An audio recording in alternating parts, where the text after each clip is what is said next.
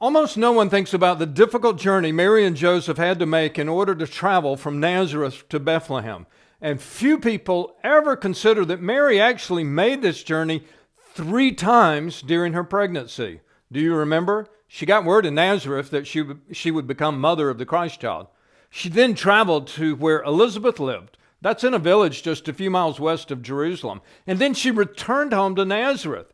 And it was at some point much later in the pregnancy when Mary traveled the same route again, this time going first to Jerusalem and then down to Bethlehem. The people of that culture and time period were accustomed to walking long distances. Generally speaking, they expected to make about 20 miles a day, whether they were walking on foot or riding a pack animal like a donkey. Here's how it played out.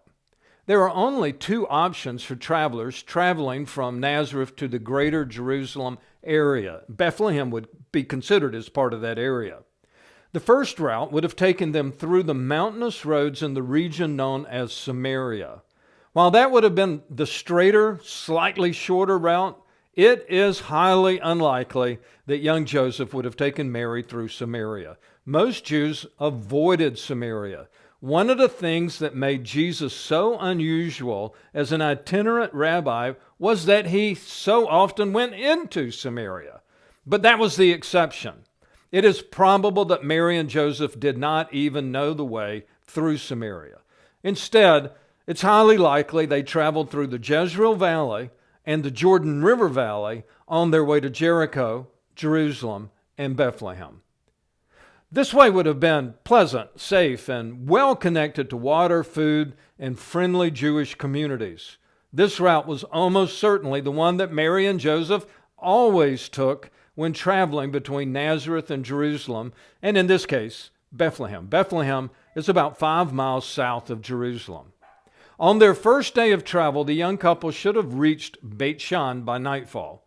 More than likely, they camped near this city without going inside. Beit Shan was part of the Decapolis. It was a pagan city that was modeled after the great cities of the Greek and Roman empires. If a practice was forbidden in Torah, it was probably celebrated in the cities of the Decapolis. The second and the third days of travel would have been in the Jordan River Valley. Travelers would have had access to fresh water all along the route, though I wouldn't suggest drinking from the Jordan River today. As they moved further south, the landscape of the valley changed dramatically.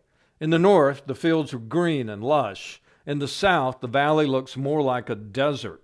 Indeed, by the time travelers reached the oasis of Jericho, they were only a short distance from the salt-saturated Dead Sea and the barren lands of the wilderness on all sides of the Dead Sea.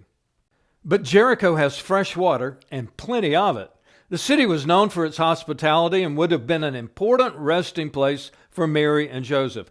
I wouldn't be surprised to find that they spent more than one night in Jericho, because the next leg of the journey was by far the most challenging part of their trip. The path between Jericho and Jerusalem was well known to every person who had ever traveled this way. Jesus even used it as the setting for his parable of the Good Samaritan. We know this is the path because of the water.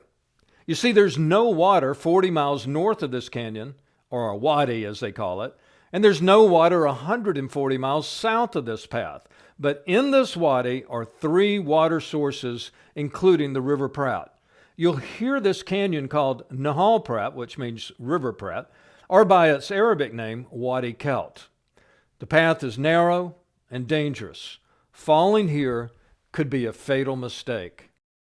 I like to picture Mary and Joseph singing Psalm 121 here. It's one of the Psalms of Ascent, a climbing song, and it speaks of the hills. Some of the promises that God gives his faithful travelers: he will not let your foot slip. The sun will not harm you by day, nor the moon by night. God is your shade. No harm will come to you, because your God is awake. He is watching over you, guarding you, and he will watch over your coming and your going, both now and forevermore.